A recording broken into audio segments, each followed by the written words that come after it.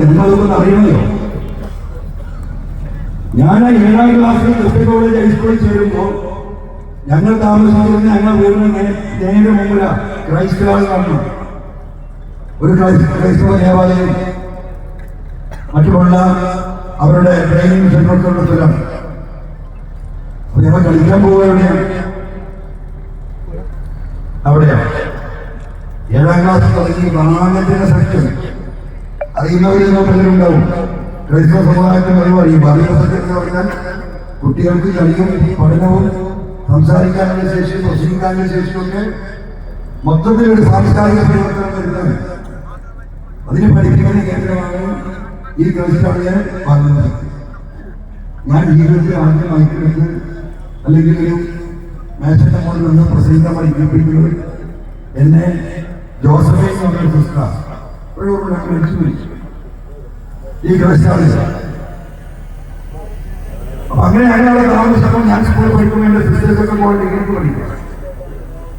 ഇങ്ങനെ എന്റെ ബാപ്പാന്റെ ഒരു സുഹൃത്തിന്റെ മകള് ലീലാമ്മ, അവർക്ക് ഹോസ്റ്റലിൽ അഡ്മിഷൻ കിട്ടിയില്ല. പ്രവചിച്ച 2 വർഷം കിട്ടില്ല. വാപ്പിൽ നിന്ന് അവിടെ ഇല്ല കേട്ടോ. വാപ്പിൽ നിന്ന് നാട്ടിൽ തന്നെ. ഞങ്ങളുടെ മക്കളുണ്ടാവും, ഭക്ഷണങ്ങളാക്കി തരാൻ ഒരു സ്ത്രീ ഉണ്ടാവും, ഒരു രാത്രി ചിത്രീകരണമുണ്ടാവും. പിന്നെ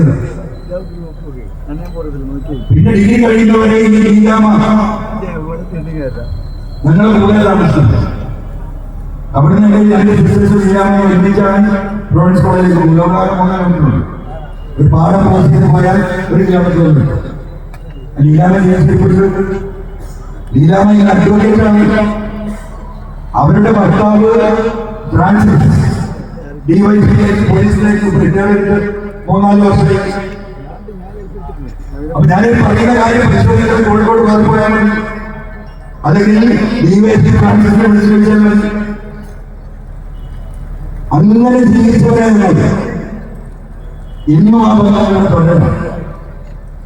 ഇപ്പൊ എളുപ്പമാണല്ലോ ഒരൊറ്റ ചാപ്പ കുത്താൻ. ആളുകൾ എന്ത് വിചാരിക്കാനാണ് പറഞ്ഞു മുന്നോട്ട് പോകണം. തെറ്റിദ്ധരിപ്പിക്കപ്പെട്ടിരിക്കുന്ന ഒരു സമൂഹം. ആ സമൂഹത്തോട് നമുക്ക് ആവശ്യം പറയേണ്ടതുണ്ട്. എന്തായാലും വലിയ സന്തോഷം ഒരു പ്രതികരണ ശേഷിയോട് കൂടി ഇവിടെ എത്തിയില്ല. ഒരു ചെറുപ്പക്കാർക്കും പ്രതികരണ ശേഷിയില്ലാതെയായി ഈ മൊബൈൽ ഫോണിന്റെ ആഗമനത്തോടുകൂടിയിട്ട്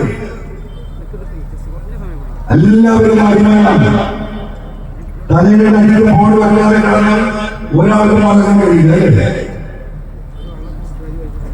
ഈ എണ്ണകളായത് എന്തെന്താ നാട്ടിൽ നടക്കുന്ന ഒരു കാര്യമായിരുന്നില്ല, ഒരറിവില്ല.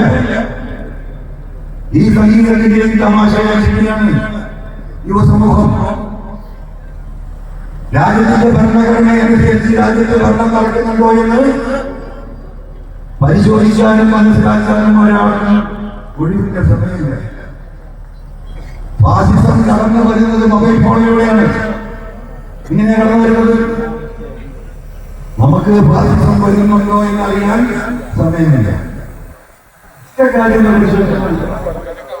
നമ്മുടെ നാട്ടിൽ ഇന്ത്യ മഹാരാജ്യത്ത് വിദേശ രാജ്യങ്ങളിലെ കാര്യങ്ങൾ പരിശോധിക്കുമ്പോൾ എല്ലാത്തിനും വില കൂടുതലാണ്.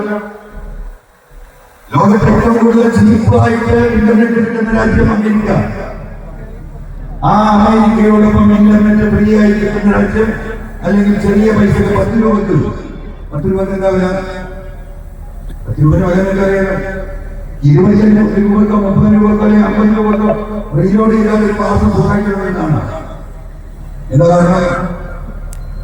മോഡി സർക്കാർ എല്ലാത്തിനെയും തിരിഞ്ഞെടുക്കുമ്പോൾ പാവപ്പെട്ട കർഷകരെ തുടങ്ങിയിട്ട് ഈ നാട്ടിലെ മുഴുവൻ കാര്യങ്ങളിലും സമ്പത്ത് വയ്ക്കാൻ എന്ത് വഴികൾ നോക്കി അതെല്ലാം പിടിച്ചെടുത്തുകൊണ്ടിരിക്കുമ്പോഴും 150 കോടി ജനങ്ങളുള്ള ഇന്ത്യയിൽ ഇന്റർനെറ്റ് ഫ്രീയോട് സമാനമായ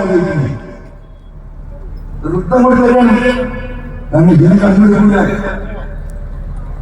ഇത് പാസ്പോർട്ടിന് മറ്റൊരു വഴിയാണ്. നമ്മളാരെങ്കിലും ചിന്തിച്ചിട്ടില്ല. അപ്പൊ ഇതെല്ലാം കാണുന്ന ഉച്ചക്കാല ഭക്ഷണം കഴിക്കുക, അപ്പോൾ തൊഴിലാളികൾ അതിനെ കുറിച്ചോടുകൂടി ജോലി ചെയ്യും. മാന്യമായ ഇന്ത്യയിൽ ഏകദേശം ദുബായിനേക്കാളും കൂലിയുടെ ഒക്കുന്നത് ഇപ്പോൾ മേസന്മാരും ഇലക്ട്രീഷ്യന്മാരൊക്കെ നമ്മൾ വിളിച്ചിട്ട് അവിടെ പോയി ഈ പറയുന്ന അട്ടിക്കെട്ടി കിടന്നാൽ തന്നെ കിട്ടുന്നത് 10-9,000 രൂപ. അതിൽ 10-15,000 രൂപ ചെലവാണ്. പിന്നെ 10-20,000 രൂപ ബാക്കിയാണ്. പക്ഷെ അതിലാണ് ലാഭം കൂലി എന്നുള്ളതാണ്. അവരും സാറ്റിസ്ഫൈഡാണ്. പിന്നെ രാത്രി ഭക്ഷണം ബ്രേക്ക്ഫാസ്റ്റ് ഉണ്ടാക്കണം. ഒരു ഭക്ഷണം വളരെ കുറവാണ്. അപ്പൊ ഈ മന്തിയും ഇന്ത്യയും ഇഷ്ടംപോലെ കുഴിയില്ല മന്തി, കുഴിയില്ലാത്ത മന്തി, തലമന്തി, കാലിമന്തി, ഒന്നാണ് സത്യം. എവിടെ മന്തി നീ അതൊക്കെ കഴിഞ്ഞിട്ട് വേണം അടിച്ചു വീശി എന്താ പറയുക 2 ഫുട്ബോളൊക്കെ വിളക്കമായിരുന്നു. എന്നിട്ട് പറഞ്ഞാൽ രാവിലെ 12 മണിക്ക് 1 മണിക്ക് തട്ടിക്കിടക്കാം. പോരുന്ന വഴിയിലങ്ങനെ തപ്പി നടക്കും. എന്തിനാണ് ഐസ്ക്രീമോടെ പൊരിച്ചത് കിട്ടുന്നത്? ലോകത്തോടെയും ഐസ്ക്രീം കഴിക്കാറുണ്ടോ? എന്നിട്ട് അതിൽ കൂടി വീട്ടിലേക്ക് പോയി കിടക്കുക.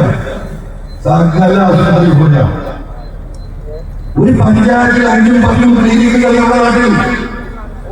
എന്റെ തൊട്ടടുത്ത ഈ റോഡിലൂടെ പരിശോധിക്കുന്നത് ഈ 10-15 കൊല്ലത്തിനുള്ളിൽ എത്ര ക്ലിനിക്കാവുന്ന ഒന്നാണ്ടോ അവിടെ എത്തിയാറില്ല. ഇവിടെ 20 നമ്മളാണ്. എന്റെ തമിഴന്മാരിപ്പോഴും കഞ്ഞി കഴിക്കും, അത്യാവശ്യം പച്ചക്കറി കഴിക്കും, ആവശ്യത്തിന് മാംസം കഴിക്കും.